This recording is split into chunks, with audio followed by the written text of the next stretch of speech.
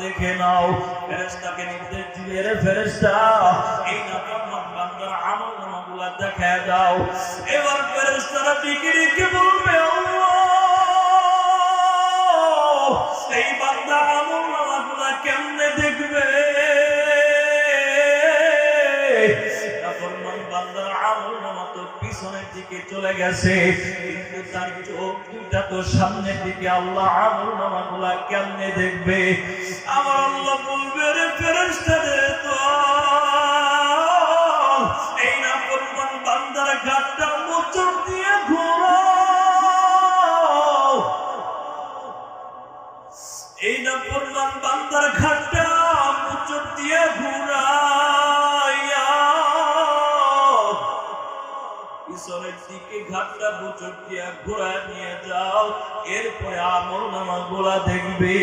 কিতাবের ভিতরে লেখা হয়, মুসলমান ফেরেশতারা নাফরমান বান্দার ঘাটটা যখন মোচড় দিয়ে পিছনের দিকে ঘোরায় দিবে, নাফরমান বান্দার ঘাড়গুলা টাস টাস করে রগগুলো ফেটে যাবে।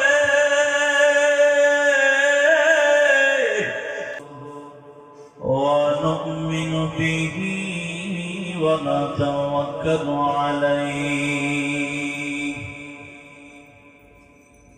وَنَعُوذُ بِاللَّهِ مِنْ شُرُورِ أَنفُسِنَا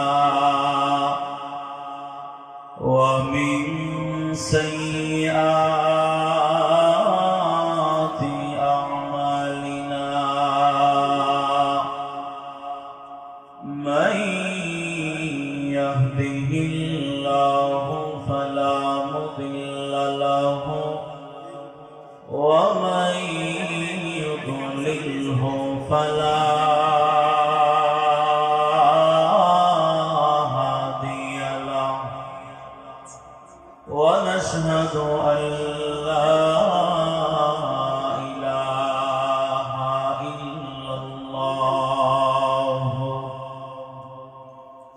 وحده لا شريك له لا جد له ولا ند له ولا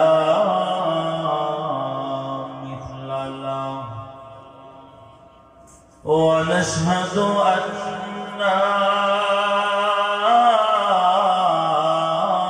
سيدنا وسندنا وحبيبنا وطبيب قلوبنا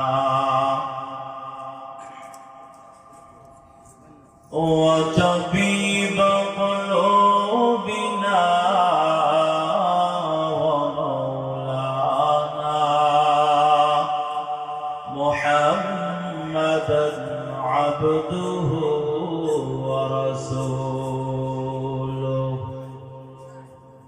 الذي أرسله الله تعالى بالحق بشيرا ونذيرا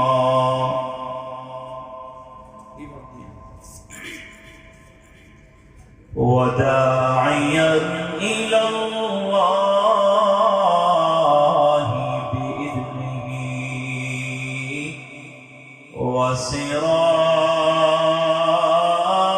وسراجا منيرا.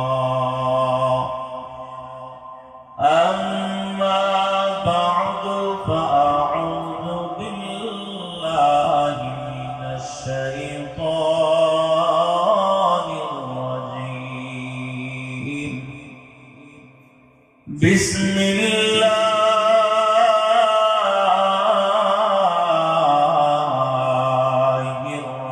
الرحمن الرحيم.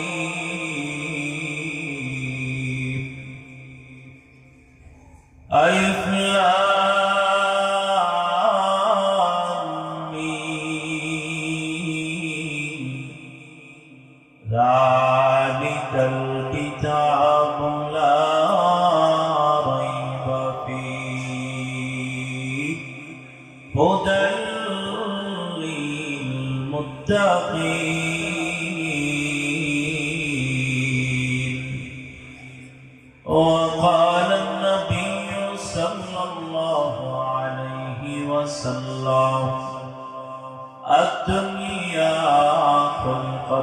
لكم وخلقناكم بالآخرة أو كما قال النبي عليه الصلاة والسلام مومن جو فدا نقش کفے پائے نبی ہو مومن جو فدا نقش کفے پائے نبی ہو زیر قدم آزب عالم کا خزینہ زیر قدم آزب عالم کا خزینہ گر سنت نبوی کی کرے پیروی امت گر سنت نبوی کی کرے پیروی امت طوفہ سے نکل جائے گا پھر اس کا سفینہ طوفہ سے نکل جائے گا پھر اس کا سفینہ میں صورت یوسف کو نہیں چاہنے والا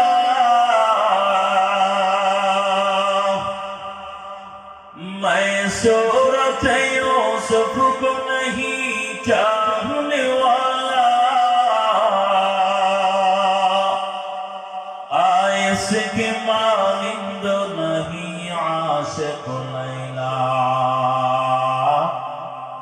آئس کے مانند نہیں عاشق لیلا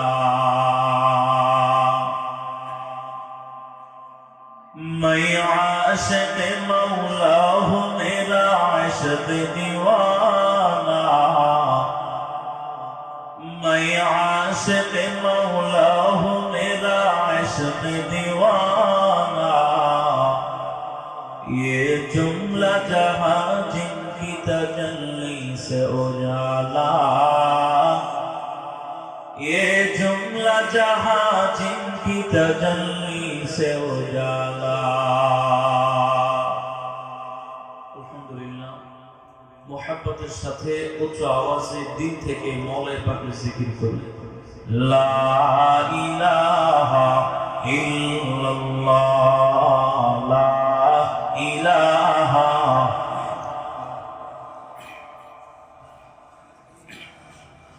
ইল্লাল্লাহ লা ইলাহা আসমানের মালিক যে আল্লাহ আসমানের মালিক যে আল্লাহ জমিনের মালিক সে আল্লাহ লা ইলাহা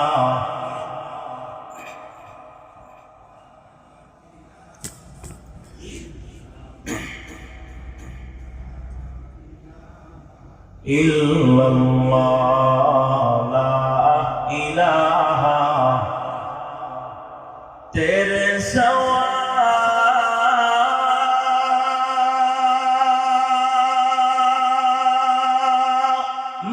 ma'bud hamare koi nahi hai Allah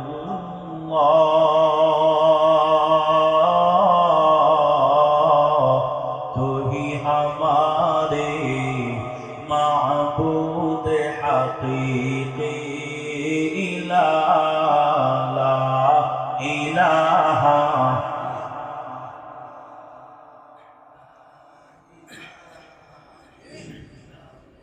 زور لا الہ الا اللہ لا الہ درگا درگا غیراللہ درگا درگا غیراللہ بازار مازار غیراللہ لا الہ زور لا ইলাহা ইল্লাল্লাহ লা ইলাহা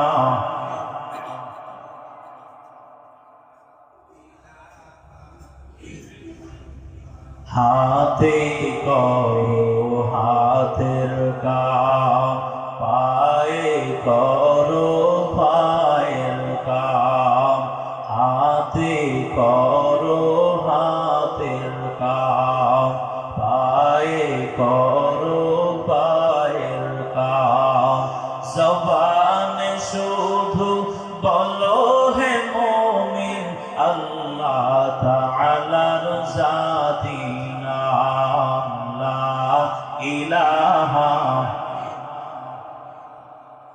লা ইলাহা ইল্লাল্লাহ লা ইলাহা লা ইলাহা ইল্লাল্লাহ মুহাম্মাদুর রাসূলুল্লাহ। আলহামদুলিল্লাহ, শিবপুর জান্নাতুল বাকি জামে মসজিদ ও মদিনাতুল উলুম মাদ্রাসার উদ্যোগে আজকের এই বিশাল সুন্দর মাহফিলের সম্মানিত সভাপতি, প্রধান অতিথি, বিশেষ অতিথিবৃন্দ এবং আমার সামনে উপবিষ্ট আল্লাহ পাক রব্বুল আলামিনের আশিকিন, যাকিরিন, মুহিব্বিন, মুরব্বিন আওয়াম এবং সমবয়স্ক আমার শ্রদ্ধেয় যুবক ভাইয়েরা, পর্দার অন্তরালে আমার সম্মানিত মা ও বোনেরা, মোহতারাম হাজিরিন, আলোচনা শুরু করার পূর্বে আপনাদের কাছে একটা কথা জিজ্ঞাসা করতে চাই। আজকের এই জান্নাতের বাগান ওয়াজ ও মাহফিলে আসতে পেরে আমরা সকলেই খুশি না বেজার? মাহফিল কি প্রতিদিনই হয়? প্রতি মাসেই তো হয় না? তাহলে প্রতি বছরে একবার, কথা ঠিক কি না? আমরা সকলেই আসতে পেরে খুশি না বেজার? তাহলে দুইটা হাত তুলে দেখাই দেন তো দেখি কে কে বেজার। আপনারা বেজার হইলেন নি? হ্যাঁ, এক বক্তা বয়ান করতেছে জাহান্নামের বয়ান। কিসের বয়ান? জাহান্নামের বয়ান করতেছে। তো মাহফিলের ভিতরে এই যে খাম্বা থাকে না, পিলার বলেন না খাম্বা বলেন, এগুলাকে পিলার অথবা খাম্বা, যেটাকে যা বলে, তাই না? বক্তা জাহান্নামের বয়ান করতেছে। এক লোক গোটা ময়দানের ভিতরে যখন বলছে কে কে জাহান্নামে যাবেন হাত তুলে, গোটা ময়দানে একটা মানুষ হাত বাড়ায় নাই। একটা মুরব্বী মানুষ এই খাম্বার সাথে হেলান দিয়ে ঝিমাইতেছে আর ঘুম করতেছে। তো হাত তোলার কথা বলছে, জাহান্নামে না জান্নাতে ভালো করে শুনে নাই, হাত তোলার কথা কোনোভাবে শুনে নাই, হাত তুলে ফেলছে। লোকটা জিজ্ঞাসা করছে, ভাই আপনি জান্নাতে যাবেন না জাহান্নামে? অবশ্যই জান্নাতে। আমি না আপনাকে জাহান্নামে যাওয়ার কথা বলে হাত তুলতে বলছি, আপনি হাত তুললেন যে? আমরা তো জানি হুজুররা যা বলে ভালোই তো বলে, আমরা তো জানি হুজুররা যা বলে ভালোই তো বলে। এই জন্য আমি একটা কথা সবসময় বলে থাকি, সব ভালোই ভালো না, ঠিক কিনা জোরে বলে? সব ভালোই ভালো না। এই জন্য মোহতারাম হাজিরিন, কথা কি বলি মনোযোগ সহকারে শুনবেন, এরপরে প্রতি উত্তরে জবাব দিবেন। পারবেন তো ইনশাআল্লাহ? আল্লাহ কবুল করুন, আমিন। তাহলে আজকে আমরা সকলে আজকে এই জান্নাতের বাগানে আসতে পেরে সকলেই খুশি না বেজার? তাহলে দিন থেকেই যদি খুশি হয়ে থাকি, মালিকের দরবারে দুইটা হাত তুলে দেখায় দেন তো দেখি কে কে খুশি। লিল্লাহি তাকবীর, নারায়ে তাকবীর। আল কোরআনের আলো, আল হাদিসের আলো।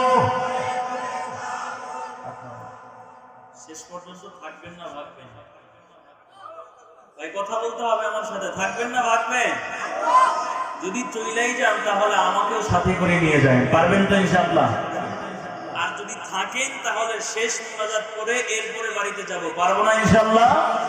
আল্লাহ তাআলা আমাদের সকলকে শেষ পর্যন্ত, আখিরি মুনাজাত পর্যন্ত ধৈর্য সহকারে আলোচনা শোনার মতো হিম্মত এবং তৌফিক আল্লাহ দান করুন। সবাই বলে আমিন।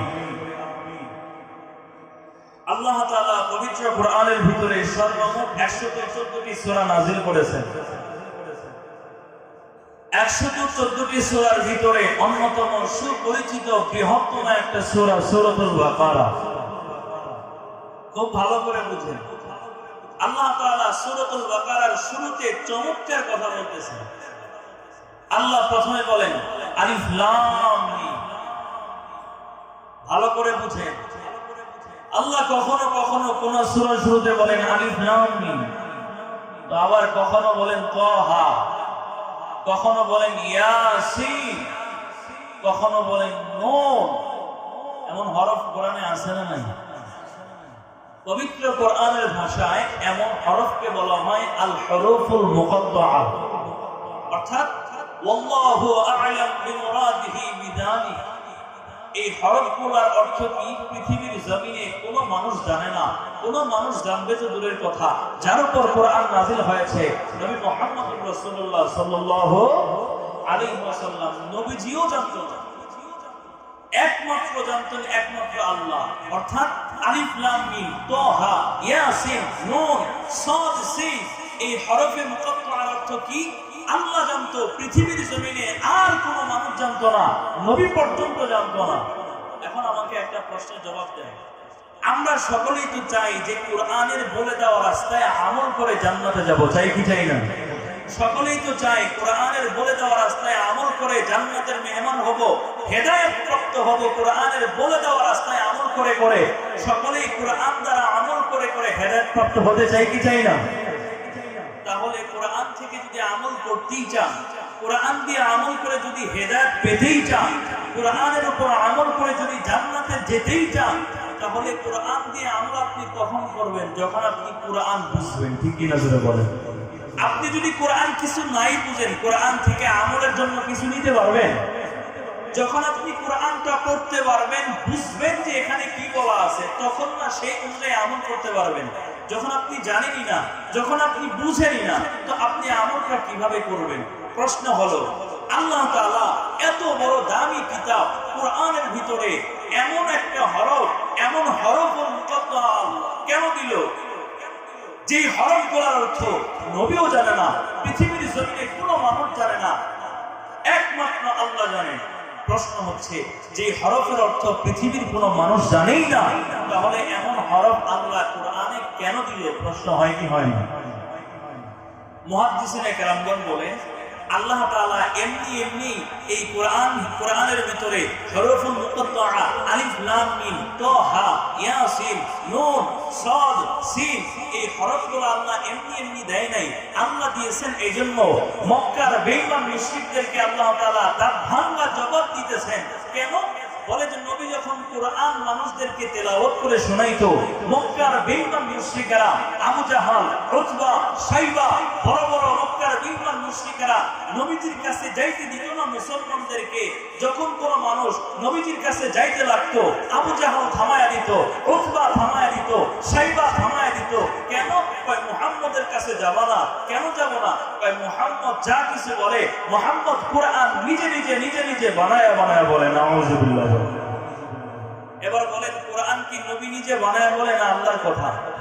আল্লাহ বলেন তানজিলুম মির রাব্বিল আলামিন, এই কোরআনের শুরু থেকে শেষ পর্যন্ত যা আছে সব আমি আল্লাহ নাযিল করেছি।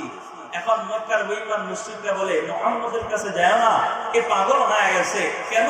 নিজে নিজে নিজে নিজে মন গড়া বানায়া বানায়া বলতেছে। ওই যুগের আবু জাহালরা চেষ্টা করতেছিল মুহাম্মদের থেকে তার উম্মতদেরকে দূরে সরানো যাবে কিভাবে।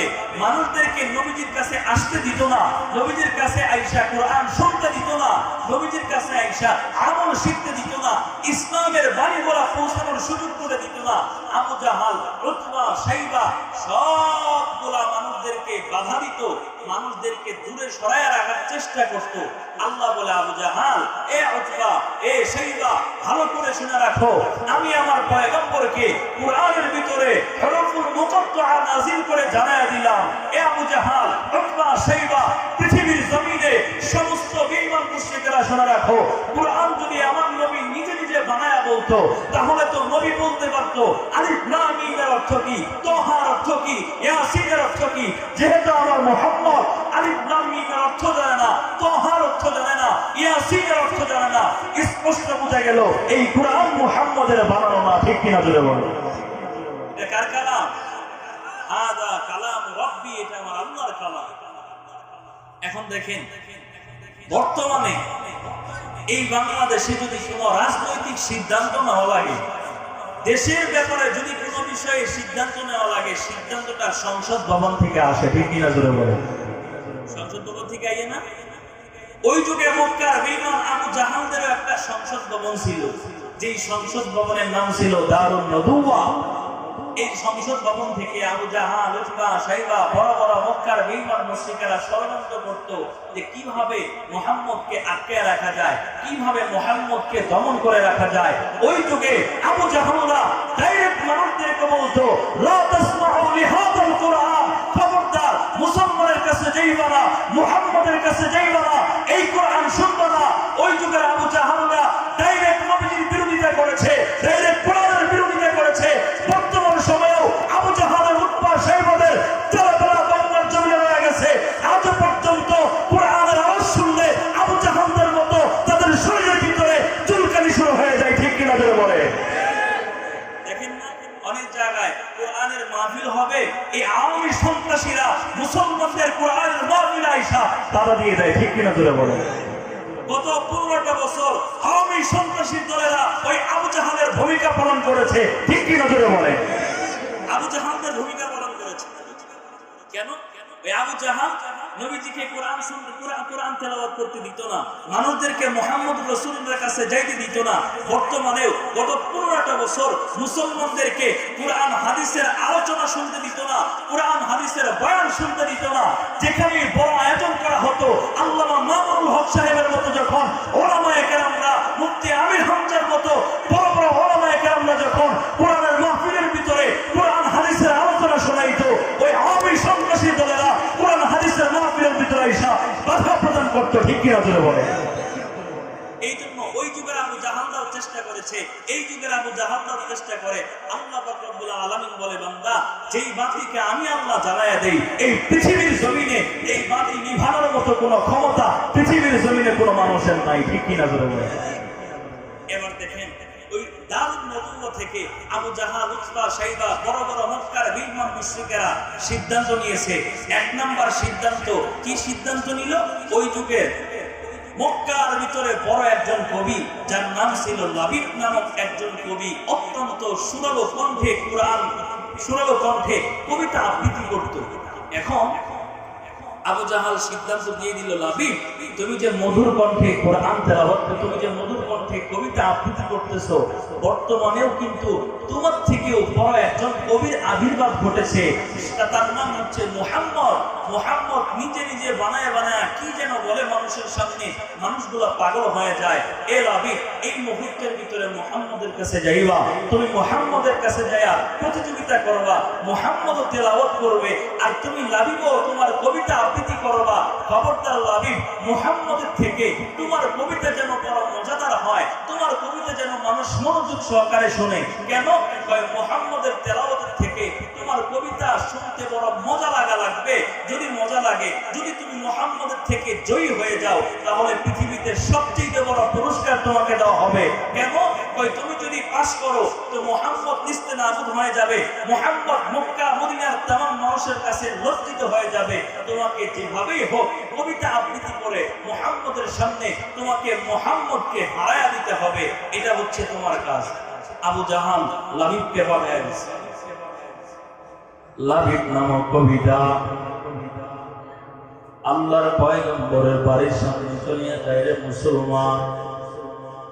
আল্লাহর পয়গম্বরের সামনে যায়, দাঁড়ায় ডেকে ডেকে বলে, মুহাম্মদ, তুমি নাকি পৃথিবীর জমিনে কোন কবিতা আবৃত্তি করতেছো?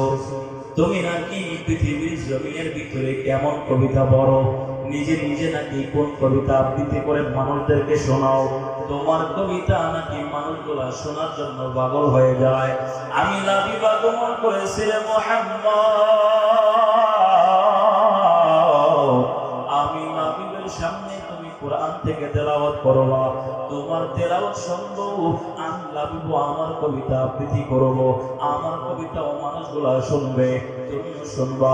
দেখো প্রতিযোগিতার ভিতরে কানটা সবচাইতে বড় মজাদার লাগে। এবার মুহাম্মদুর রাসূলুল্লাহকে নির্দেশ দেওয়া হলো। লাবিব বলে, মুহাম্মদ, এই মুহূর্তের ভিতরে তুমি যেটা বড়, এই মুহূর্তের ভিতরে তুমি তেলাওয়াত শুরু করে দাও। আল্লাহর পয়গম্বর কুরআন থেকে তেলাওয়াত শুরু করে দেয় মুসলমান। নবীজি কুরআন থেকে তেলাওয়াত শুরু করে দেয়। নবীজি কোরআন তেলাওয়াত করতেছে সামনের দিকে কোরআন তেলাওয়াত আগাইতেছে।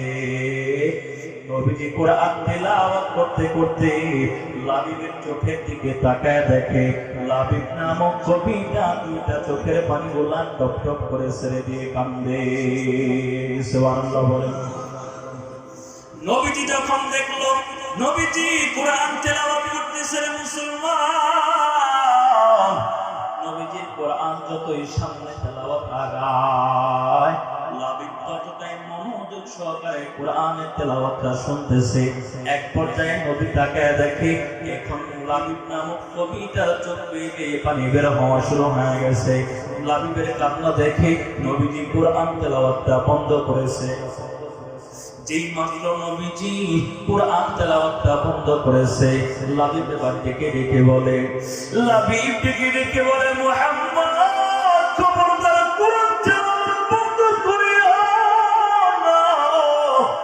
এই কোরআন এত মজা, লাইসা হাদা কালামুল বাশার।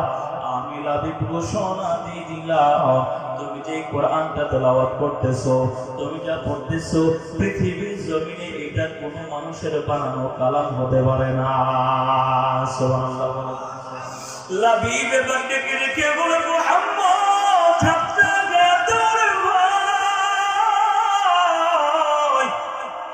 এবার লাবিব নবীজির হাতে কালিমা পড়ে মুসলমান হয়ে যায়। আল্লাহু আকবার।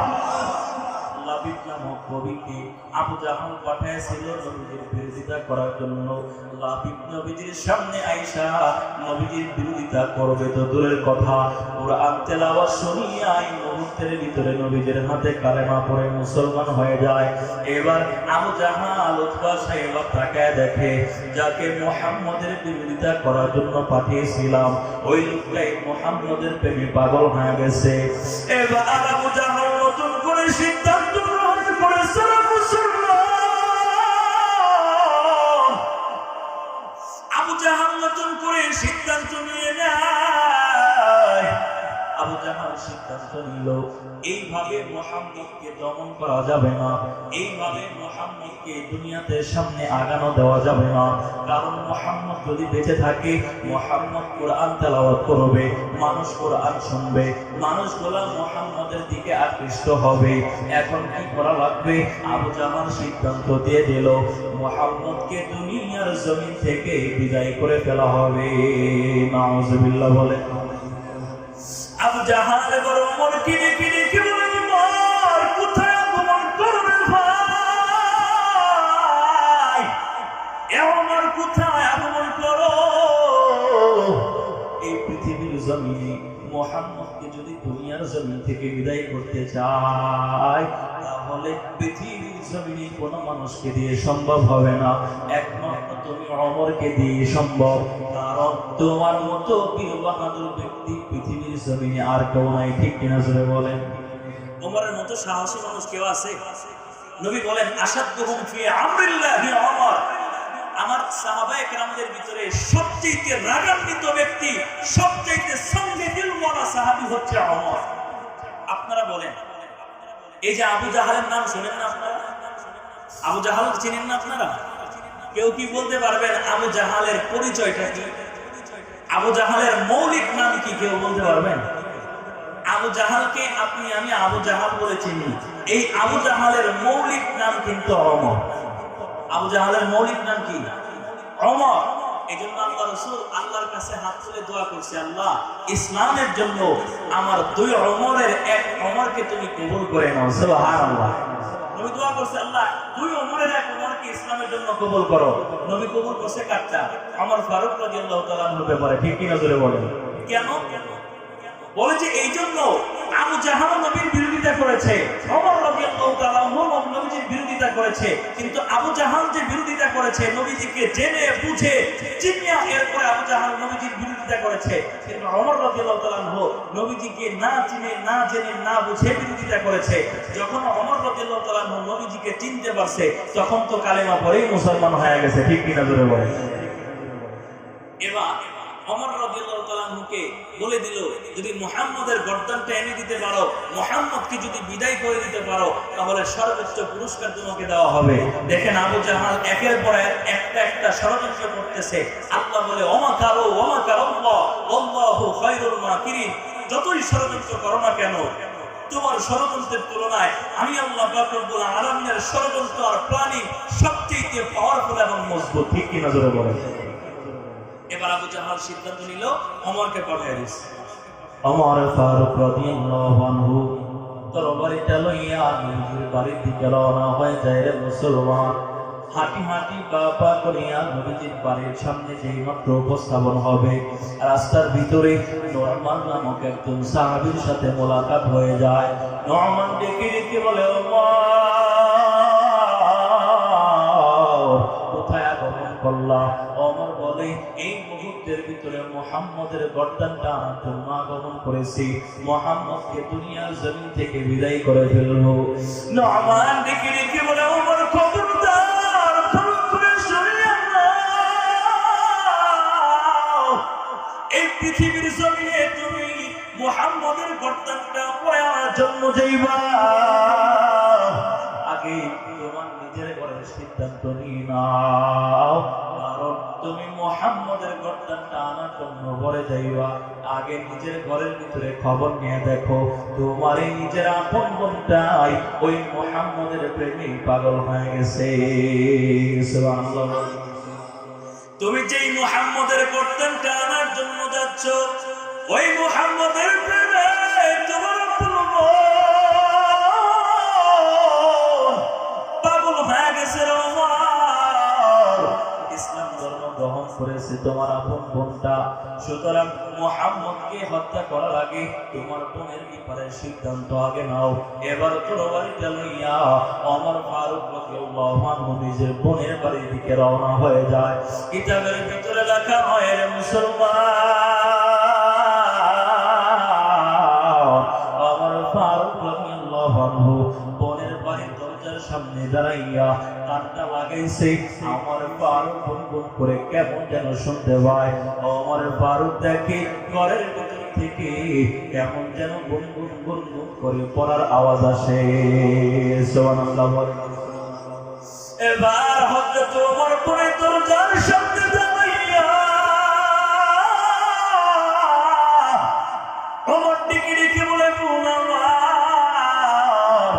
তোমার বাড়িতে আগমন করেছে। ও এই মুহূর্তের ভিতরে দরজাটা খুলিয়া দাও, তোমার সাথে আমার কিছু কথা আছে। ওমর ফারুকের বোনটা যখন দরজাটা খুলে দেয়, মুহূর্তের ভিতরে ওমর ফারুক জিজ্ঞাসা করে বলে, বোন আমার, তুমি নাকি মুহাম্মদের ধর্মটা গ্রহণ করেছো? তুমি নাকি মুহাম্মদের প্রেমে পাগল হয়েছো? তুমি নাকি মুহাম্মদের ইসলামটা গ্রহণ করেছো? ওমর ফারুকের বোনটা যখন স্বীকৃতি দিয়ে দেয়, ওমর ফারুক তরবারির উপর দৃষ্টি দিয়া পরের শরীরে আঘাত, একের পর এক আঘাত করা শুরু করে দেয়। রে মুসলমান, ওমর ফারুক রাদিয়াল্লাহু আনহু বোনের শরীরে আঘাত করতে করতে এক পর্যায়ে যখন দিলের ভিতরে মায়া হয়ে গেল, কারণ হাজার হলেও তো ওমরের নিজের আপন বোন। ঠিক কিনা জোরে বলেন। এক পর্যায়ে দিলের ভিতরে মায়া চলে আসছে। ওমর বলে, বোন আমার, এই মুহূর্তের ভিতরে তুমি যেটা পড়তেছিলা আমি একটা বারের জন্য হলেও শুনতে চাই। ওমরের মনটা বলে, ভাই আমার, আপনাকে শোনানো হবে, তবে আপনার শরীরটা নাজিস অবস্থায় আছে, আপনি অপবিত্র অবস্থায় আছেন, মেহেরবানি করে পবিত্র হয়ে আসে, এরপরে আমি তেলাওয়াত করে শোনাবো। ওমর ফারুক রাদিয়াল্লাহু আনহু পবিত্রতা অর্জন করিয়া বোনের সামনে এসে দাঁড়ায়। এবার ওমরের বোনটা কুরআন থেকে তেলাওয়াত শুরু করে দেয়। মুসলমান, ওমরের বোনটা কুরআন থেকে তেলাওয়াত শুরু করে দেয়। ওমর ফারুক রাদিয়াল্লাহু আনহু তেলাওয়াত যতটাই শুনতেছে দিলের ভিতরে ততটাই ভূমিকম্পের মতো থরথর করে কাঁপা শুরু হয়ে গেছে। আল্লাহু আকবার। ওমরের মনটা যতই তেলাওয়াত করে ওই লাবিবের মতো অবস্থা। কোরআনটা ওমরের দিলের ভিতরে ধাক্কা লাগায় দিছে, কোরআনটা ওমরের দিলের ভিতরে হিট করেছে। ওমরের চোখটা বেয়ে বেয়ে টপ টপ করে পানি বের হওয়া শুরু হয়। ওমরের দেখি ভাই এখন তেলাওয়াত সুরের দিনটা নরম হয়ে গেছে, আর তেলাওয়াত সামনে আগানো যাবে না, কারণ যদি বেশি আগমন করি তো ভাই এক পর্যায়ে সহ্য করতে না পারে বেহুশ হয়ে যাইতে পারে। এই ভয়ে ওমরের মনটা যখন কোরআন তেলাওয়াতটা বন্ধ করে দেয়, হযরত ওমর ডেকে ডেকে বলে, আমার খবরদার তেলাওয়াত বন্ধ করিও না, এই কোরআনের জন্য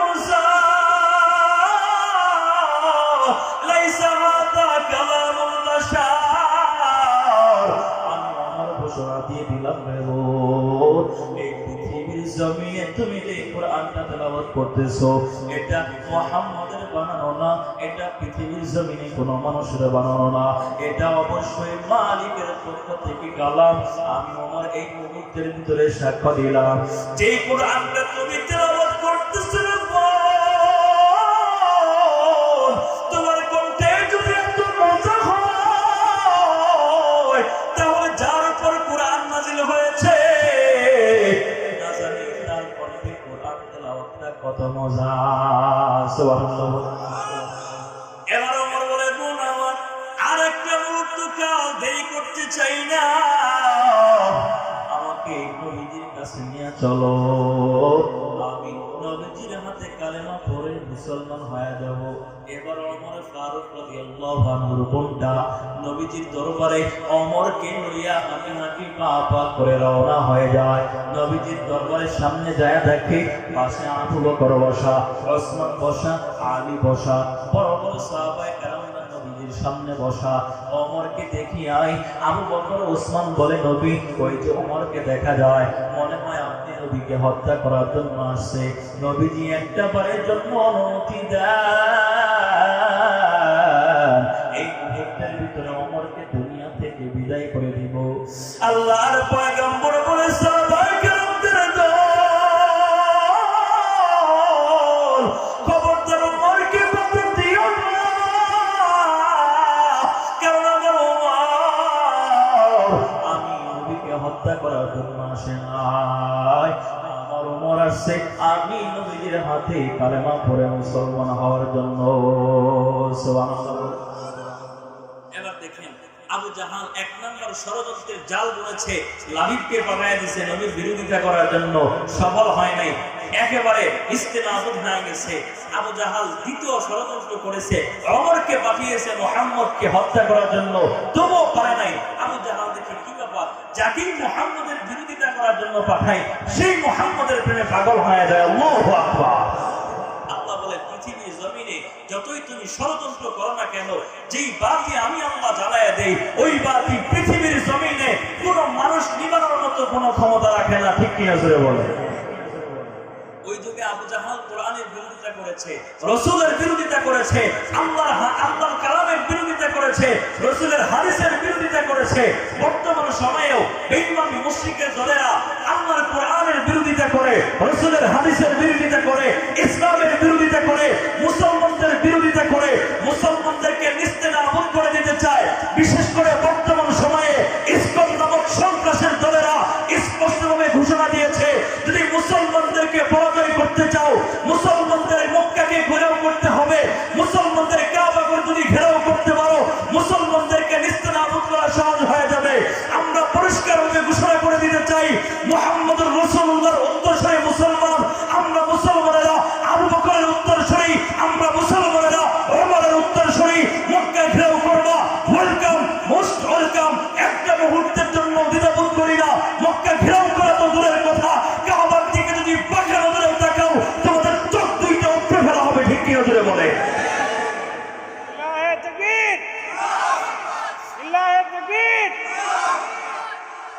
ভালো করে বুঝুন, এত ষড়যন্ত্র পৃথিবীর জমিনে আবু জাহাল, উতবা, সাইবা যতটা ষড়যন্ত্র করেছে, বর্তমান সময়েও এই ষড়যন্ত্র আছে না? যতই ষড়যন্ত্র করো না কেন?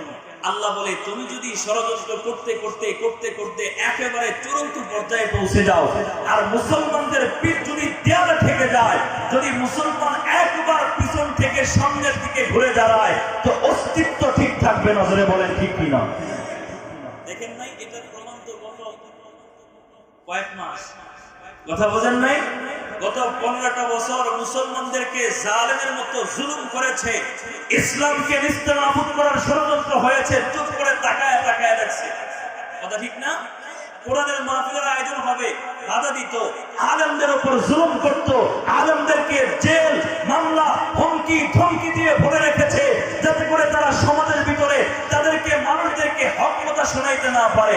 কারণ আল হক মুররুন, আলেম যখন হক কথা বলে তো তাদের দিলের ভিতরে তাদের দলের বিরুদ্ধে লেগে যায়। ঠিক কিনা জোরে বলে? যা করার করেছে, যা করার করেছে। কিন্তু আল্লাহ বলে, মুসলমান জাতি তো এখনো চিনতে পারো নাই। মুসলমান জাতি সহ্য করতে জানে, মুসলমান জাতি ধৈর্য ধারণ করতে জানে, কিন্তু মুসলমান জাতি পিছপা হতে জানে না। যদি একবার মুসলমান জাতি পিছন থেকে সামনের দিকে ঘুরে দাঁড়ায়, তো নিস্তেনাবুদ হতে দেরি লাগবে না। ঠিক কিনা জোরে বলে? ভালো করে বুঝে দেখেন। এখন আল্লাহ পবিত্র কোরআনের ভিতরে কি বলেন? আল্লাহ বলেন আলিফ লাম মিম, এরপরে কি বলেন? যালিকাল কিতাবু লা রাইবা ফীহি হুদাল লিল মুত্তাকিন। খারাপ লাগতেছে নি আপনাদের? শেষ করে দিব?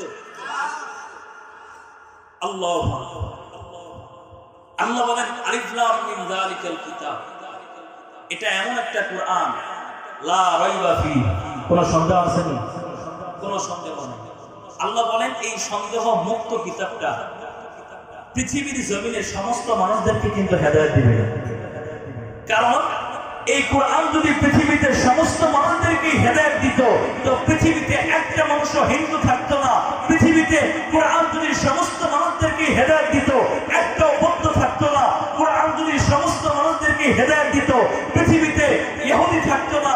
কোরআন যদি সমস্ত মানুষদেরকে হেদায়েত দিত, এই পৃথিবীর জমিনে মুসলমান ব্যতীত অন্য কোন ধর্মের মানুষই দুনিয়াতে থাকতো না। ঠিক কিনা জোরে বলে?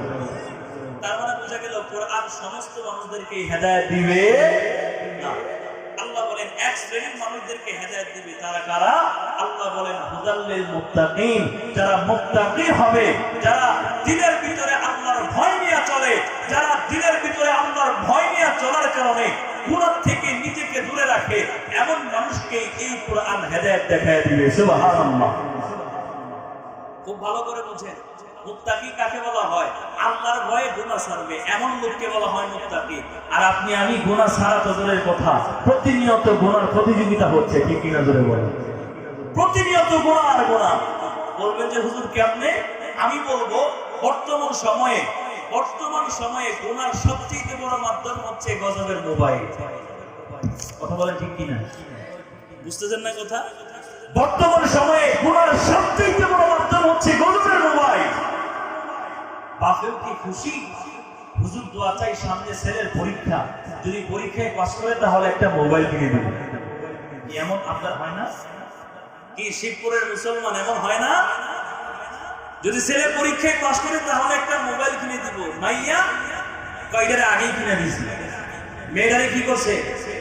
আগেই কিনে দিছে। এখন কিছুদিন পরে বেচারা পডকাস্টলা বসে বসে কান্দে আর বাদাম চাওয়ায়। কেউ ভাই কান্না করো কেন? কয় হুজুর কয়েন না, কপাল বড় খারাপ, মাইয়াটারা যে মোবাইল কিনে দিছি, এই যে আজকে হিজরত করে যে কোন জায়গায় গেল খুঁজেই পাই না। আজকে হিজরত করে যে কই গেল খুঁজেই পাই না। হিজরত করছেন নি আপনারা? ওই যে মোবাইল কিনে দিয়েছে, মোবাইলের ভিতরে একজনের একটা ছেলের সাথে প্রেম করছে। একদিক থেকে ছেলে হাই, আরেক দিক থেকে মেয়ে হ্যালো। এই হাই হ্যালো করতে করতে করতে করতে এতটাই সম্পর্কের গভীরে চলে গেছে, যখন পরিবার না মেনে নেয়, দুইজনের সিদ্ধান্ত নিয়ে ভাইকে যায়। ঠিক কিনা জোরে বলে? এমন ভাইকে জানিওয়ালা ছেলে মেয়ে আপনাদের এই শিবপুরে আছে না নাই? আসেনি? আল্লাহ হেদায়েত দান করুন। আমিন। ভালো করে বুঝেন, বর্তমানে সবচেয়ে বড় গুনার মাধ্যম হচ্ছে গজবের মোবাইল। 3 বছরের ছোট বাচ্চা, 1 বছরের ছোট বাচ্চা, 2 বছরের ছোট বাচ্চা খাবার খাইতে চায় না। মা বাবা কি করে? মোবাইলের ভিতরে কার্টুন চালায় ছেলে মেয়ের সামনে বসায় দেয়। একদিক থেকে সন্তান কার্টুন দেখে, আরেক দিক থেকে মাই খাবার খাওয়া যায়। ঠিক কিনা জোরে বল? তাহলে আপনি এই সন্তানকে ছোটবেলা থেকেই মোবাইলের ভিতরে কার্টুন দেখাইতেছেন, ছোটবেলা থেকেই মোবাইলের ভিতরে সিনেমা দেখাইতেছেন, ছোটবেলা থেকেই সন্তানকে নাটক সিনেমায় আপনি আসক্ত করতেছেন। এমন সন্তান বড় হয়ে মা বাবাকেও হত্যা করতে দ্বিধাবোধ করে না, ঠিক কিনা জোরে বলে? এই সন্তানই যখন বেয়াদবি হয়, তো এমন সন্তান মা বাবাকে হত্যা করতেও দ্বিধাবোধ করে না। কারণ আপনি ছোটবেলা থেকে সন্তানকে আল্লাহ চিনান নাই, রসুল চিনান নাই, কোরআন শিক্ষা দেন নাই, রসুলের হাদিস শিক্ষা দেন নাই। যে সন্তানটা ছোটবেলা থেকে আল্লাহ চিনে, রসুল চিনে, কোরআন চিনে, হাদিস চিনে, অন্তত পক্ষে এমন সন্তানের মাধ্যমে মা বাবা খুন হবে তো দূরের কথা, কখনো মা বাবা অবহেলিত হতে পারে না, ঠিক কিনা জোরে বলে? আর যদি মা বাবা বেয়াদব হয়, সন্তানও বেয়াদব হবে। বলবেন কেমনে? বাবা যদি সিগারেট খায়, সন্তান কি সিগারেট খাইলে হয়? সন্তান বাবা না খাইলেই হয় না, ঠিক কিনা জোরে বলে? বাবা যদি সিগারেট খায়, সন্তান বাবা ইয়াবা খায়, ঠিক কিনা জোরে বলে? বাবার থেকে এক লেভেলে উপরে যেতে হবে না? গত বছর গাজীপুরের এক ইতিহাস, সন্তান নেশা করে, বাবা অনিশা করে। সন্তান নেশাগ্রস্ত হতে হতে এতটাই গভীরে চলে গেছে, নেশা খাইতে খাইতে, নেশা করতে করতে টাকা পয়সা, নিজের কাছে পুঁজি যা ছিল সব শেষ। বাবার কাছে কিছুদিন পরে পরে টাকা পয়সা চায়। বাবা একদিন দুই দিন হ্যাঁ নিজেই তো খেয়ে করবেন না, কথা বুঝেন নাই? এখন সন্তানকে কি টাকা দিবে? বারবার টাকা চাইতেছে, টাকা দেয় না, দেয় না, দেয় না। তো আলমারির যে চাবিটা আছে, বাপে রাত্রেবেলায় ঘুমানোর সময় ফালিশের নিচে চাবিটা রাইখে ঘুমায়া যায়। তো সন্তান চেষ্টা করতেছে, 1 রাত, 2 রাত, 3 রাত, 5 রাত, 1000 বার চেষ্টা করতেছে যে বাবার হিতাম থেকে, বালিশের পাশ থেকে চাবিটা নিয়ে কোনোভাবে আলমারির থেকে টাকা কিছু নিতে পারি কিনা। খুব ট্রাই করতেছে, কোনোভাবেই কাজ হচ্ছে না। সর্বোপরি একদিন রাগ করিয়া যখন কোনোভাবেই পারতেছে না, সন্তানটা কি করছে? ঘরের ভিতর থেকে একটা কুড়াল আনিয়া বাবা ঘুমন্ত অবস্থায় মাথার ভিতরে কুড়াল দিয়ে একটা কূপ লাগাইছে। মুহূর্তের ভিতরে বাবা দুনিয়ার জমিন থেকে বিদায় নিয়ে চলে গেছে। নাউজুবিল্লাহ। এমন সন্তান, এই সন্তানের দ্বারাই তো মা বাবা হত্যা হতেও দ্বিধাবোধ হয় না, ঠিক কিনা জোরে বলে? খাজা মঈনুদ্দিন চিশতি আজমিরি নাম শুনছেন কি আপনারা? ওনার জীবনী লেখা হয়, একদিন ওনার হাতে লক্ষাধিক বিধর্মী মানুষ ইসলাম ধর্ম গ্রহণ করেছে। ইসলাম ধর্ম গ্রহণ করার পরে ওই তো অত্যন্ত হাস্যোজ্জ্বল চেহারা মায়ের কাছে আয়েশা বলতেছে, মা আজকে আমি অত্যন্ত খুশি, অত্যন্ত হাস্যোজ্জ্বল। কেন? আজকে আমার হাতে লক্ষাধিক বিধর্মী মানুষ ইসলাম ধর্ম গ্রহণ করেছে, এই জন্য আমি খুশি। মা বলতেছে, মঈনুদ্দিন তুমি এত বড় খুশি হচ্ছ, এর পিছনে তোমার হাতে লক্ষাধিক বিধর্মী ইসলাম ধর্ম গ্রহণ করেছে, তুমি এত বড় আল্লাহওয়ালা হয়ে গেছো, তুমি এত বড় বুজুর্গ হয়ে গেছো। মনে রাখো মঈনুদ্দিন, এর পিছনে কিন্তু বিন্দু পরিমাণও তোমার কোনো ক্ষমতা না, সম্পূর্ণ ক্ষমতা, সম্পূর্ণ ক্রেডিট হচ্ছে আমি মায়ের। সুবহানাল্লাহ। এবার মঈনুদ্দিন জিজ্ঞাসা করে বলে, মা কেমনে? খাজা মঈনুদ্দিন চিশতি আজমিরির মা বলতেছে, মঈনুদ্দিন এই জন্যই তুমি যেদিন থেকে আমি মায়ের গর্ভে আসছো, তোমাকে যেদিন থেকে আমি মা গর্ভে ধারণ করেছি, ওই দিন থেকে একটা রাতও আমি মা তাহাজ্জুদ কামাই করি নাই। সুবহানাল্লাহ।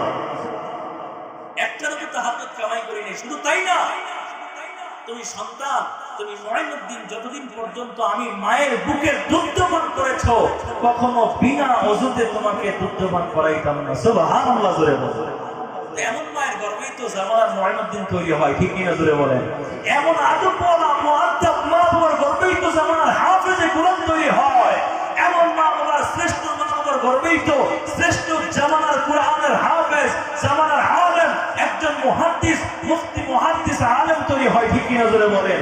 এমন মা বাবার গর্ভেই তো জামানার শাহজালাল মুজাররাদে ইয়ামানি তৈরি হয়, ঠিক কিনা জোরে বলেন?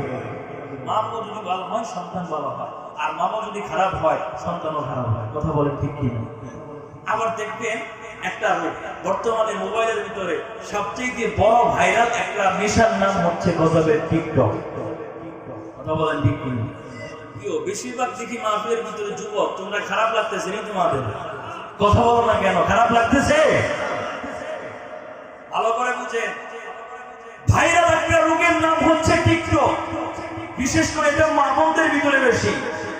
ঘরের ভিতরে দরজা জানলা লাগায়া দিয়া, চেহারার ভিতরে আটা ময়দা লাগায়া, মোবাইলের স্ক্রিনের সামনে দাঁড়ায় টিকটক ভিডিও বানায়। এমন সন্তান আছে না নাই? টিকটক ভিডিও বানাই তো বানাই, এখানেই ফেলতো না, এটা আবার আপলোড করে, আপলোড দেওয়ার পরে একটু বড় বড় চেক করে কতটা লাইক হয়েছে, কতটা কমেন্ট হয়েছে, আর কতটা শেয়ার হয়েছে, ঠিক কিনা? দেখেন মা বাবাও কতটা বেহায়া, নিজের ঘরের কন্যা সন্তানটা অর্ধ উলঙ্গ হয়ে টিকটক ভিডিও বানায়, অর্ধ উলঙ্গ হয়ে রাস্তা দিয়ে ঘোরাফেরা করে, কন্যার লেহাজে ঠিক নাই, পর্দার লেহাজে ঠিক নাই, মা বাবা কোনো শাসন করে না, ঠিক কিনা জোরে বলেন? এমন মা বাবা সমাজে আছে না নাই? ভালো করে বুঝেন। এই জন্য আল্লাহ বলে বান্দা, এই দুনিয়াতে যদি মুত্তাকি হতে চাও, এই দুনিয়াতে তুমি যদি চাও যে এই কোরআন তোমাকে হেদায়েত দিবে, এই কোরআন দ্বারা যদি হেদায়েত পাইতে চাও, এক নাম্বার আমি আল্লাহর ভয় দিলের ভিতরে লাগাও। ভয় লাগাইয়া আমি আল্লাহর ভয়ের কারণে সব গুনাহ ছাড়ো, সব গুনাহ ছাড়ো, সব গুনাহ ছাড়ো। যদি গুনাহ ছাড়তে পারো তো একমাত্র এই গুনাহ ছাড়নেওয়ালা মানুষকে আমার কোরআন হেদায়েত দিবে। সুবহানাল্লাহ। আর আমার কোরআন যাকে হেদায়েত দিবে, আল্লাহ বলে লা খাউফুন আলাইহিম ওয়ালা হুম ইয়াহজানুন, লা হিজাবা বাইনাল আবদি ওয়া বাইনাল্লাহ। ওই বান্দা এবং আমি আল্লাহর মাঝে কোনো দূরত্ব তৈরি হয় না, ওই বান্দা এবং আমি আল্লাহর মাঝে কোনো পর্দা থাকে না। বান্দাটা মৃত্যুবরণ করতে দেরি, ইয়াদখুলুনাল জান্নাতা বিগাইরি হিসাব, আমি আল্লাহ তার জান্নাতের মেহমান বানাইতে দেরি করব না। সুবহানাল্লাহ। এর জন্য করতে হবে কি, আগে সব দিক থেকে নিজেকে গুনাহ ছাড়তে হবে।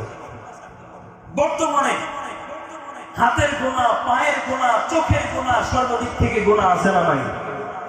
ভালো করে বুঝুন।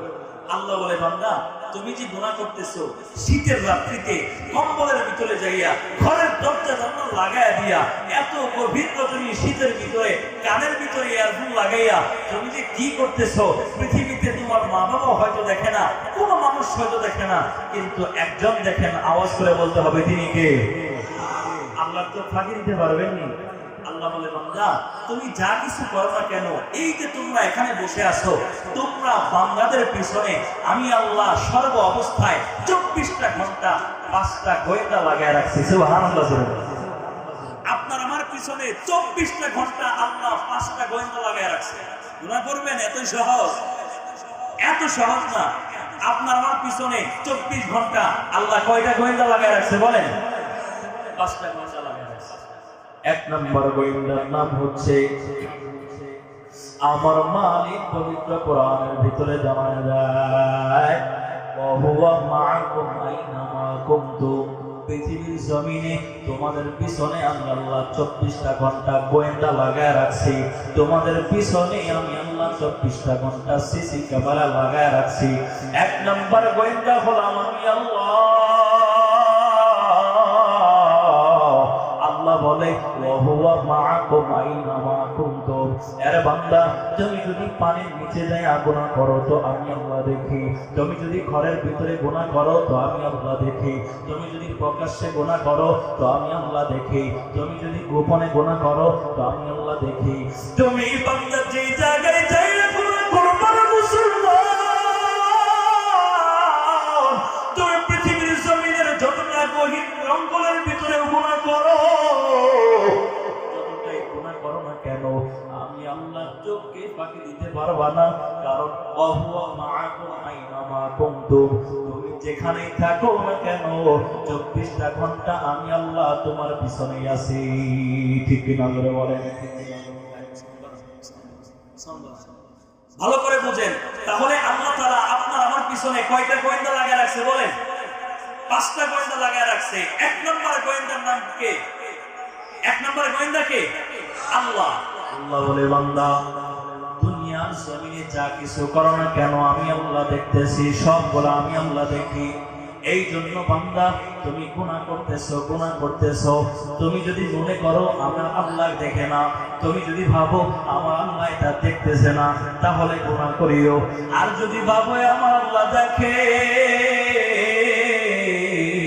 তুমি যদি এটা মনে করো যা কিছুই করে না কেন আল্লাহর চোখ ফাঁকি দিতে পারবো না, তাহলে বান্দা খবরদার গুনাহ করবা না।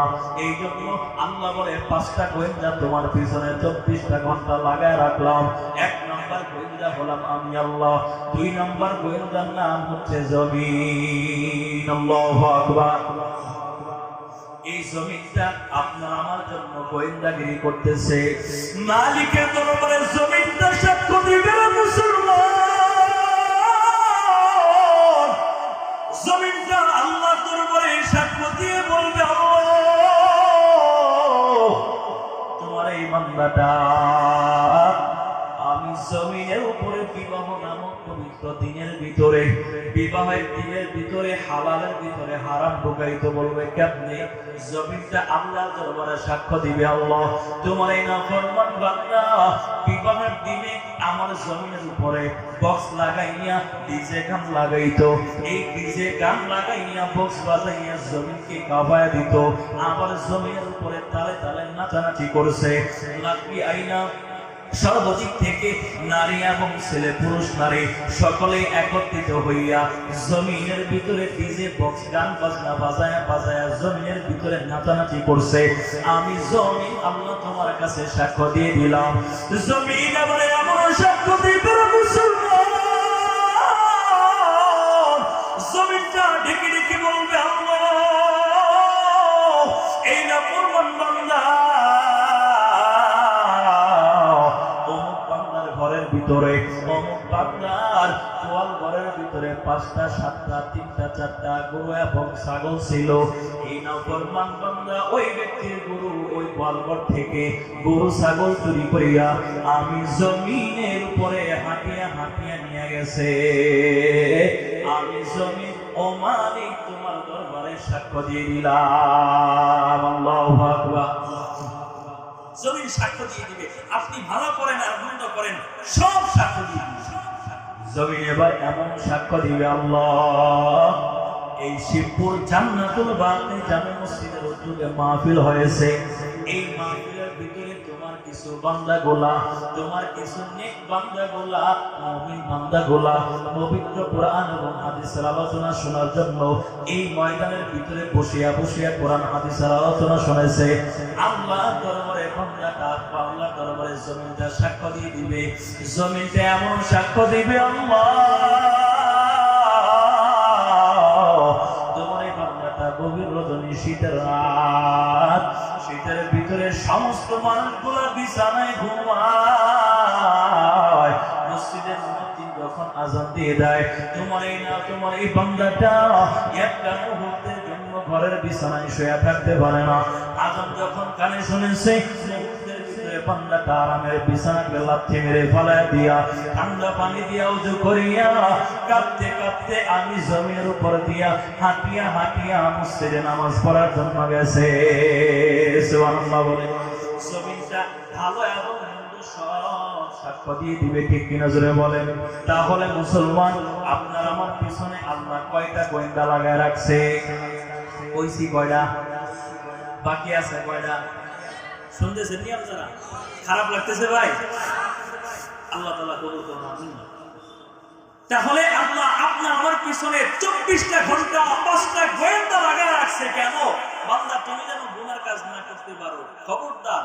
আর গুনার কাজ করবা, আমি জানি তুমি গুনার কাজ করবা, এই গুনার কাজ করার পরেও আমি আল্লাহর কাছে আয়েশা যেন অস্বীকার করতে না পারো, এই জন্য প্রমাণ স্বরূপ আমি আল্লাহ 5টা সিসি ক্যামেরা 5টা গোয়েন্দা লাগায় রাখছি। তুমি যদি গুনাহ করে অস্বীকার করো আমার এই গোয়েন্দাগুলো দেখায় দিবে, আমার এই সিসি ক্যামেরা সবগুলো তোমাকে দেখায় দিবে, ঠিক কি না জোরে বলে। 3 নম্বর গোয়েন্দার কথা আল্লাহ জানায় দেয়। 1 নম্বর গোয়েন্দা আল্লাহ নিজেই, 2 নম্বর গোয়েন্দা হলো এই জমিন, 3 নম্বর গোয়েন্দা আল্লাহ তাআলা পবিত্র কোরআনের ভিতরে জানায় দেয় কিরামান কাতিবিনা ইয়ালামুনা মা তাফআলুন।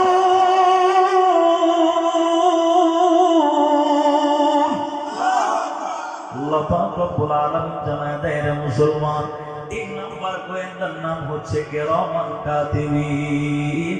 তোমার 2 কাজের ভিতরে আমি আল্লাহ 2টা ফেরেশতা লাগায় রাখলাম। তুমি যদি দুনিয়ার জমিনে ভালো কাজ করো তো আমার কিরামান কাতিবিন লিখে দেয়, তুমি যদি খারাপ কাজ করো কিরামান কাতিবিন এটাও লিখে দেয়। দুনিয়ার জমিনে তুমি যা কিছুই করো না কেন আমার কিরামান কাতিবিন 2 জন ফেরেশতা আমি আল্লাহ 24টা ঘন্টা তোমার পিছনে গোয়েন্দা বানায় রাখলাম, সব আমি আল্লাহর দরবারে সাক্ষ্য দিয়ে দিবে, ঠিক কিনা জোরে বলেন। তাহলে 1 নম্বর গোয়েন্দা আল্লাহ, 2 নম্বর গোয়েন্দা হলো জমিন, 3 নম্বর গোয়েন্দা হচ্ছে 2 কাদের 2 জন ফেরেশতা, ঠিক কিনা জোরে বলেন। 4 নম্বর গোয়েন্দার কথা আল্লাহ তাআলা সূরা ইয়াসিনের ভিতরে জানায় দেয় আল ইয়াউমা নাখতিমু আলা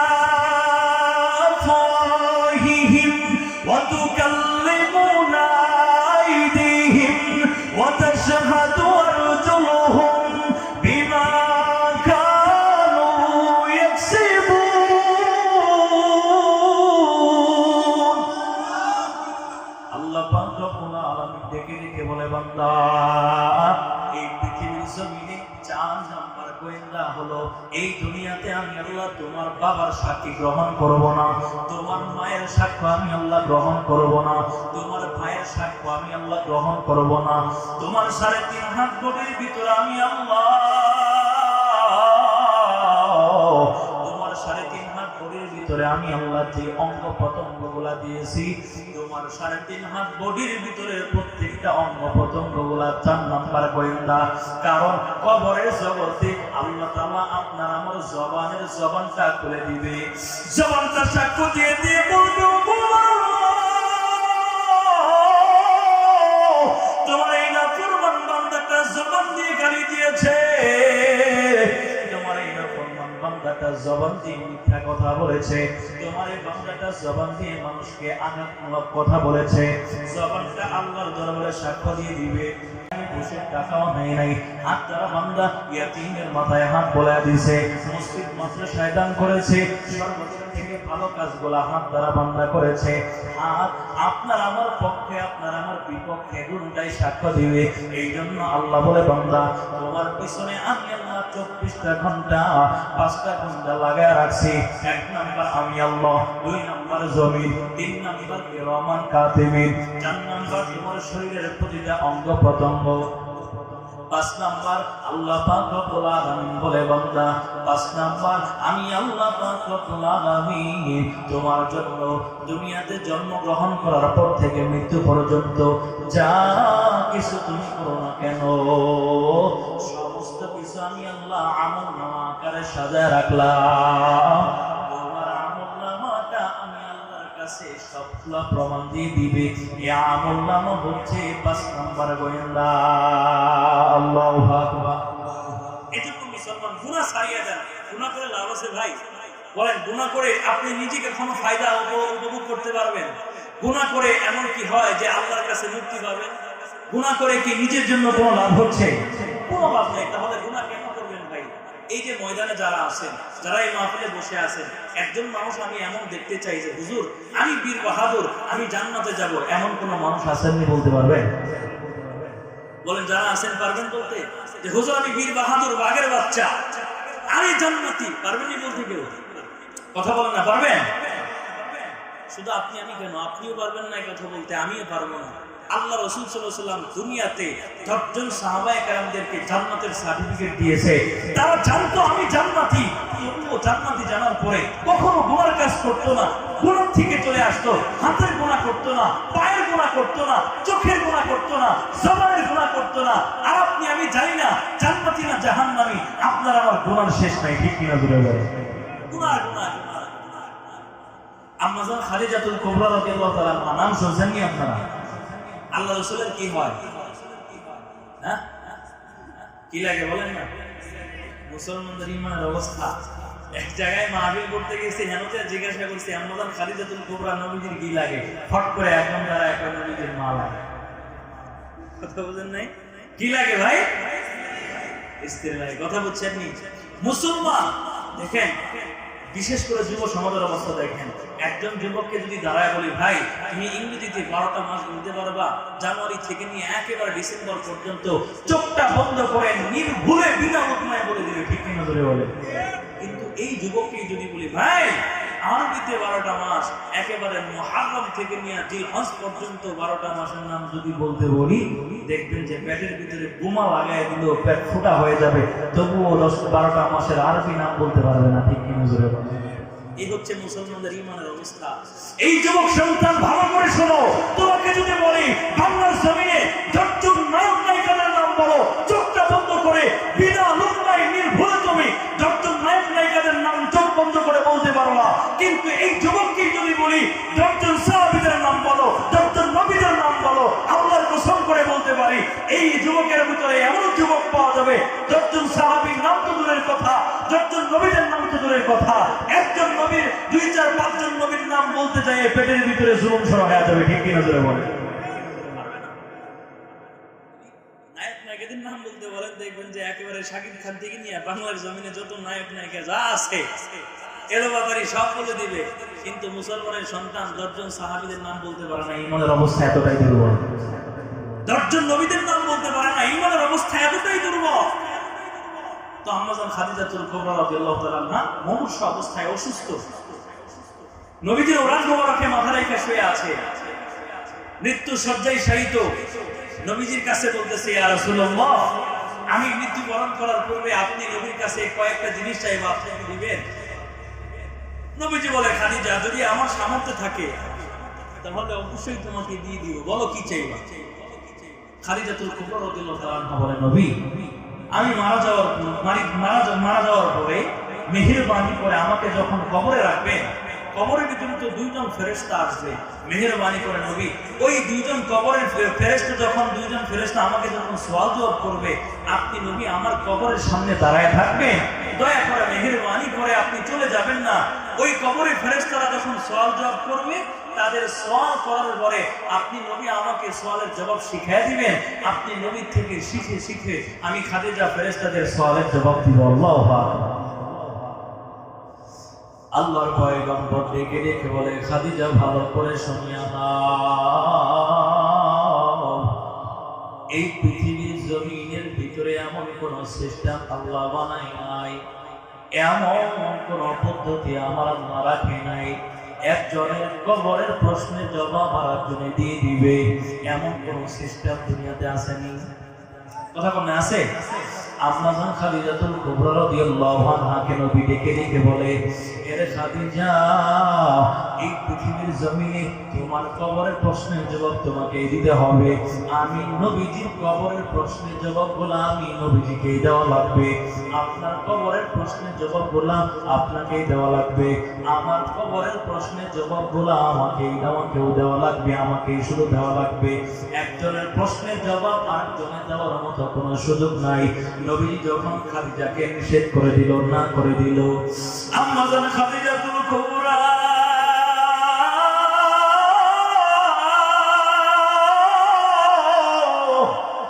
দুইটা চোখের পানিগুলা ছেড়ে দিয়ে কান্দে, মুসলমান,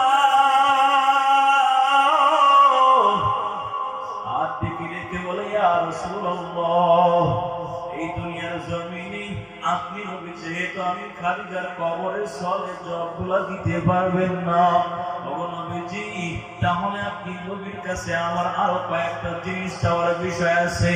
নবীজি, আমার এক নাম্বার চাওয়া, দয়া করে মায়া করে আমি খাদিজা মারা গেলে আমি খাদিজার কাফনের উপর দিয়া আপনি নবী এক নম্বরে আপনার পরনের জুব্বা মোবারক গায়ে দিয়ে দিবে। আমার পয়গম্বর খাদিজার থেকে কত সোনার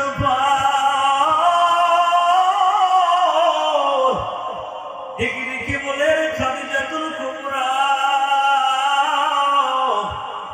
ভালো করে শুনিয়া নাও, এক নাম্বার চাই না তুমি মারা গেলে তোমার কাপড়ের উপর দিয়ে আমি নবীজি কেন তোমাকে জুব্বা গায়ে দিয়ে দিব, এটা কেন চাইলাম?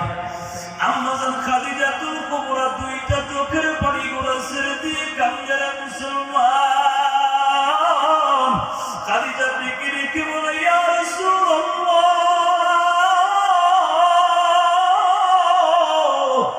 আমি খাদিজার দিলের ভিতরে মালিকের বড় ভয়,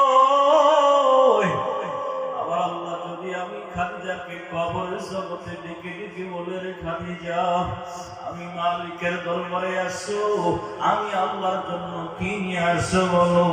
আমি খাদিজা যদি আল্লাহকে বলি, আল্লাহ নামাজ নিয়ে আগমন করেছি, আল্লাহ রোজা নিয়ে আগমন করেছি, আল্লাহ নেক আমল নিয়ে আগমন করেছি, ওগো পয়গম্বর, আমার আল্লাহ যদি আমি খাদিজাকে বলে, খাদিজা, তোমার নেক আমল আমি আল্লাহর কাছে কবুল হয় না, খাদিজা তোমার নামাজ আমি আল্লাহর কাছে কবুল হয় নাই, খাদিজা তোমার রোজা আমি আল্লাহর কাছে কবুল হয় নাই, খাদিজা তোমার নেক আমলগুলো আমি আল্লাহর কাছে কবুল হয় নাই। ওগো নবী বলে দেন, আমার আল্লাহ যদি আমি খাদিজাকে জাহান্নামে দিয়ে দেয়, তখন তো কবরের দুই পাশের মাটিগুলো আমি খাদিজাকে চাপ দেওয়ার জন্য আগমন করবে। ওগো নবীজি, আমি খাদিজার দিলের ভিতরে সাক্ষী দেয়, ওই কবরের জগতে মাটির দুই পাশের মাটি চা পানি সহ্য করতে পারবো না। ওগো নবী, আপনি নবীর পরনের জুব্বার এত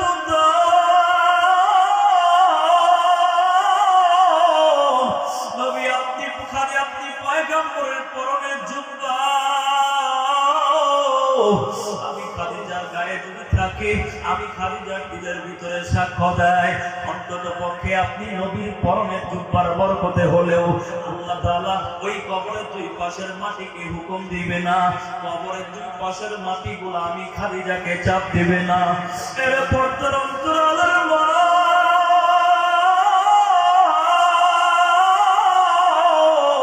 গভীর মনোযোগ দিয়ে শুনো রে মা, এই দুনিয়ার জমিনে তোমরাও নারী হিসেবে আগমন করেছো, আপনার খাদিজাতুল কুবরা উনিও তো দুনিয়াতে নারী হিসেবে আগমন করেছে। ও মা, তোমার জীবনী এবং খাদিজাতুল কুবরার জীবনী মিলায় দেখো না রে মা।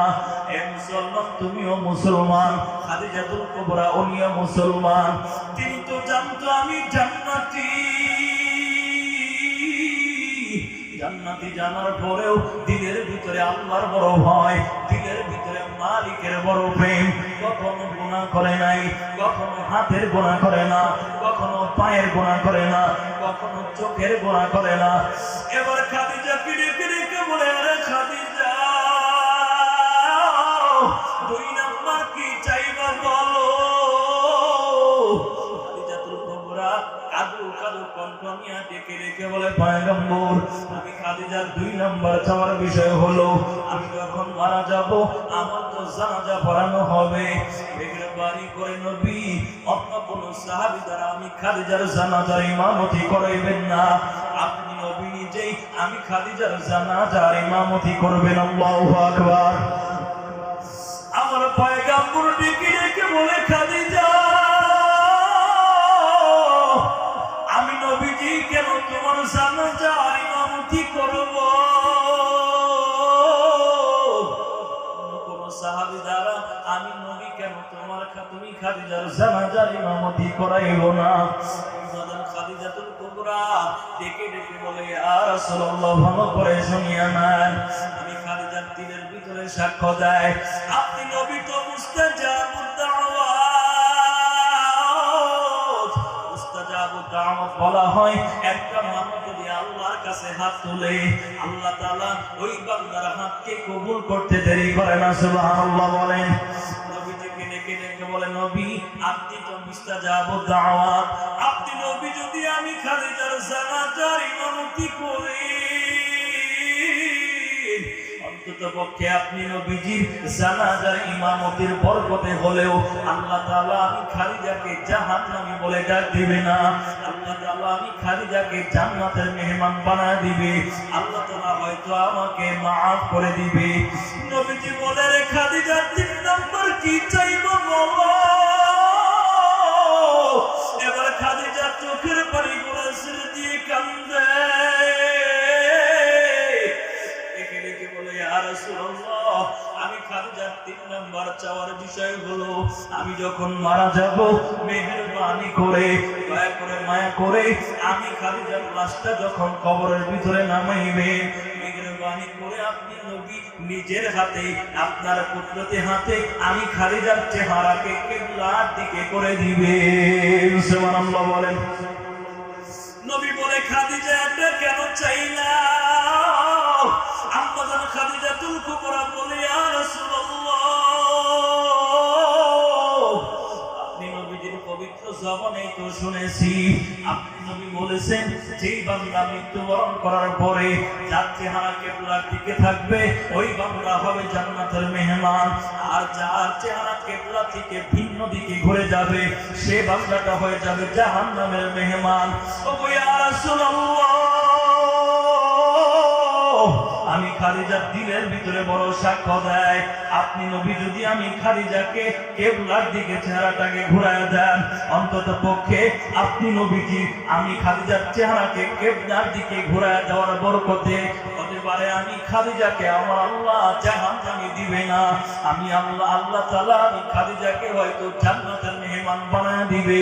কিতাবের ভিতরে লেখা হয় রে মুসলমান, খাদিজাতুল কুবরা দুনিয়ার জমিন থেকে বিদায় নিয়ে যাওয়ার পর খাদিজাতুল কুবরাকে আল্লাহ রাসূল ডেকে ডেকে বলে, নবীজির স্ত্রী খাদিজা মৃত্যুবরণ করার পরে এক নাম্বার চাওয়া পূরণ করেছে।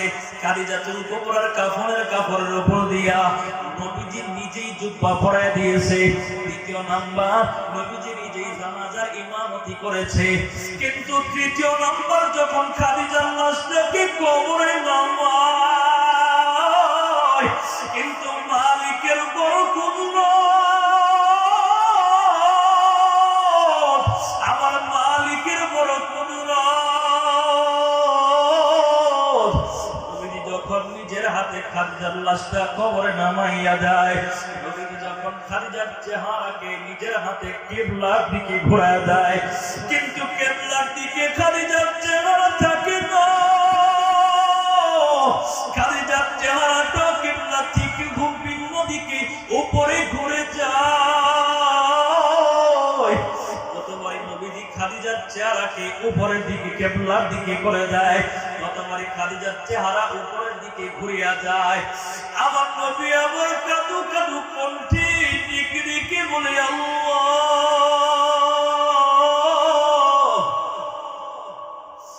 ওগো আমার আল্লাহ, তুমি কি আবার খাদিজার উপর বেজার হলা কিনার মালিক? ওরে মালিক, আমি আমার খাদিজাকে যতবারই কিবলার দিকে ঘুরাইয়া দেই, আমার খাদিজার চেহারা ততবারই কিবলার দিক থেকে ভিন্ন দিকে ঘুরিয়া যায়। ওরে মালিক, তুমি কি আমার খাদিজার উপর বেজার হলা কিনার আল্লাহ?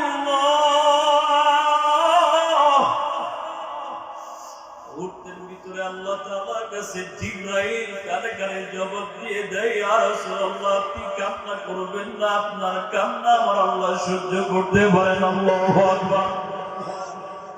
জিবরাইল ডেকে ডেকে বলে, ইয়া রাসূলুল্লাহ, আপনি কান্না করবেন না, আমার আল্লাহ তাআলা আপনার খাদিজাকে জান্নাতের মেহমান হিসাবে কবুল করেছে। আপনার খাদিজাকে আল্লাহ তাআলা জান্নাতের মেহমান হিসাবে কবুল করেছে। আমার নবী বলেন, জিবরাইল, যদি আল্লাহ তাআলা আমার খাদিজাকে জান্নাত হিসাবে কবুল করে, তাহলে খাদিজার চেহারাটা কেন কিবলার দিকে থাকে না? আমার জিবরাইল ডেকে ডেকে বলে, ইয়া রাসূলুল্লাহ, আপনার খাদিজা কিবলার দিকে থাকে না চেহারাটা এই জন্য, আমার খাদিজা এমন অবস্থায় মারা গেছে যে অবস্থায় আমার খাদিজা দিলের থেকে সমস্ত গুনাহ মাফ। আমার খাদিজা এমন অবস্থায় মারা গেছে ইয়া রাসূলুল্লাহ, যে অবস্থায় খাদিজার আমলনামায় কোনো গুনাহ নাই।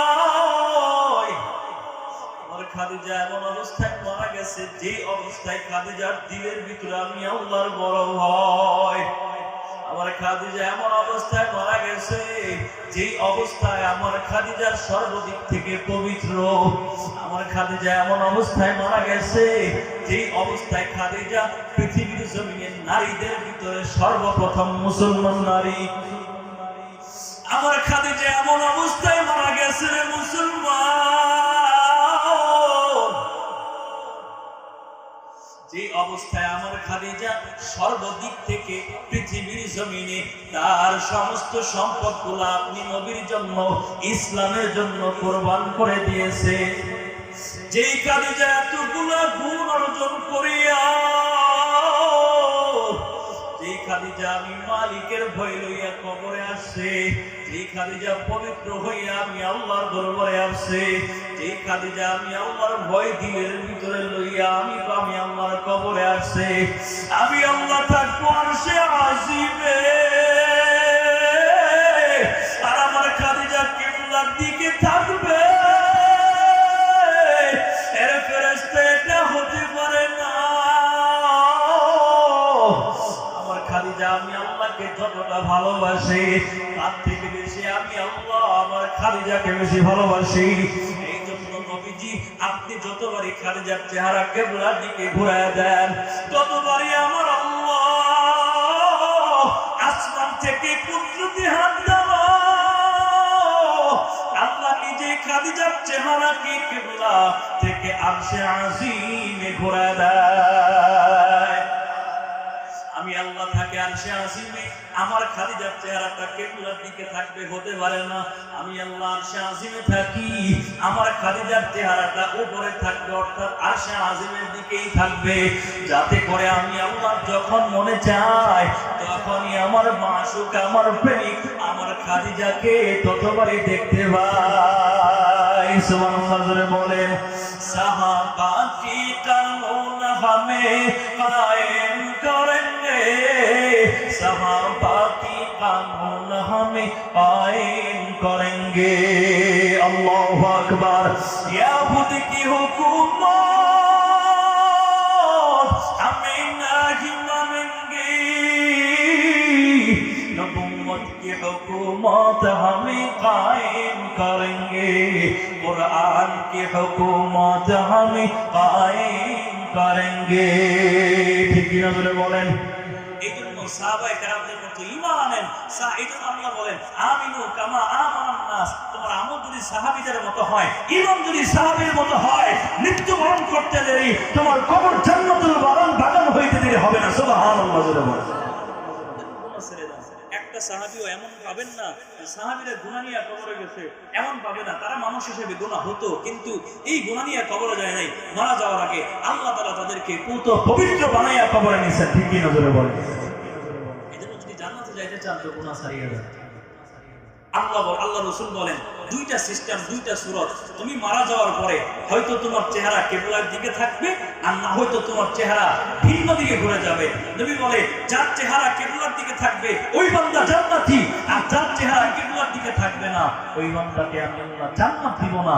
আমি আল্লাহকে ওই বান্দাকে জাহান্নামের মেহমান বানাবো। কেন?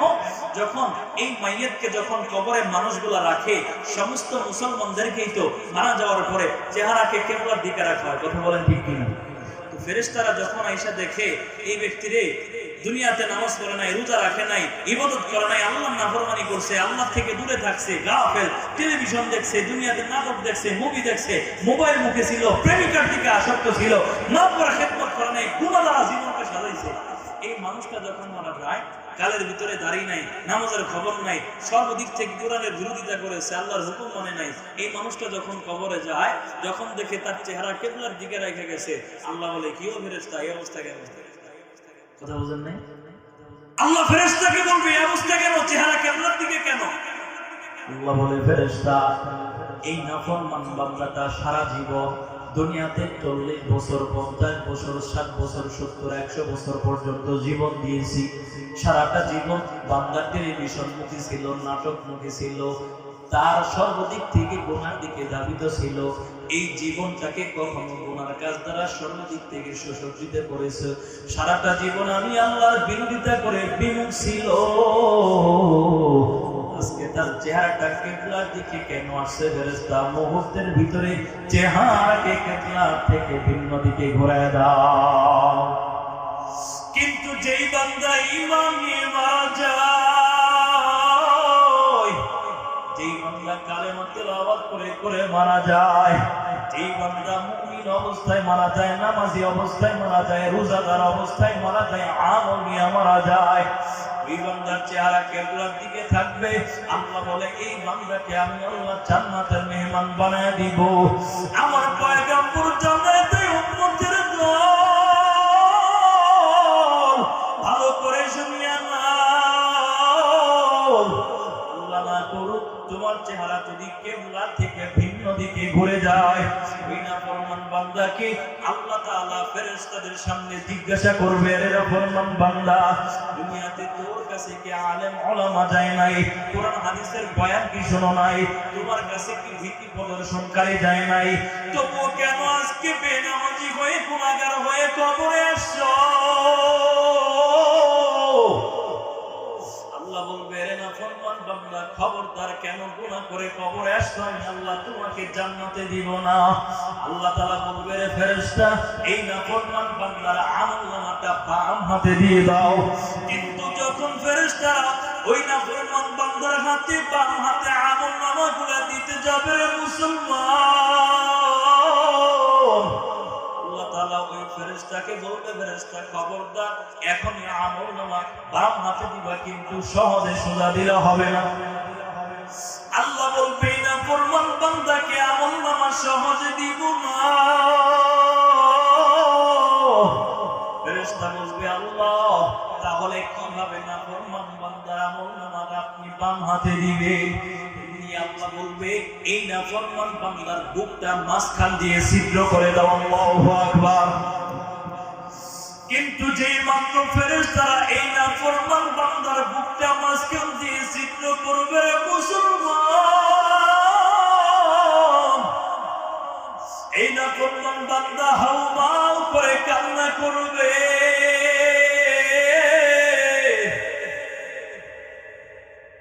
আল্লাহর দরবারে ডেকে ডেকে বলবে আল্লাহ আর একটা বার সময় দাও, সুযোগ দাও, দুনিয়াতে যায় নেক আমল করব।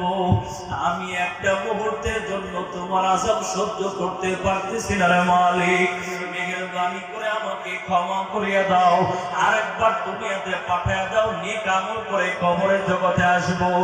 আমার আল্লাহ বলবে রে নাফরমান বান্দা এই দুনিয়াতে তোকে আমি আল্লাহ নিয়ামত কম দেই না, আমি আল্লাহ তোরে সূর্য দিয়েছিলাম, আমি আল্লাহ তোরে চন্দ্র দিয়েছি, আমি আল্লাহ তোরে শ্বাস প্রশ্বাস গুলা দিয়েছি, আমি আল্লাহ তোর জন্য রোদের ব্যবস্থা করেছি, গরমের ব্যবস্থা করেছি, কিন্তু আমি আল্লাহ গরমটাকে এত ভয়াবহ দেই না যে গরমটা তুমি বান্দা সহ্য করতে পারবা না। আমি আল্লাহ তোর জন্য ঠান্ডার ব্যবস্থা করলাম, শীতের ব্যবস্থা করলাম, কিন্তু আমি আল্লাহ ঠান্ডাকে শীতকে এতটাও কঠিন দেই না যেই শীতটা বান্দা সহ্য করতে পারবে না।